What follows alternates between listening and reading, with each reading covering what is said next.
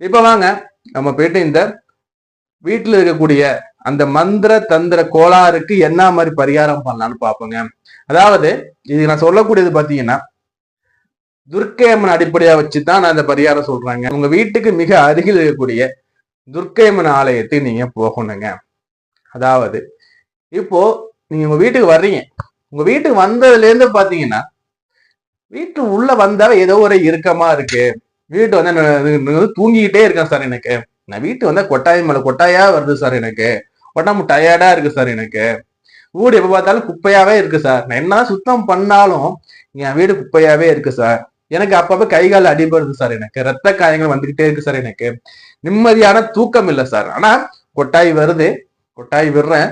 உடல் சோர்வுகள் எனக்கு இருக்கு, உடல் டயர்னஸ் நான் ஃபீல் பண்றேன், தூக்கம் வர்ற மாதிரி இருக்கு, அதனால தூங்க முடியல சார்,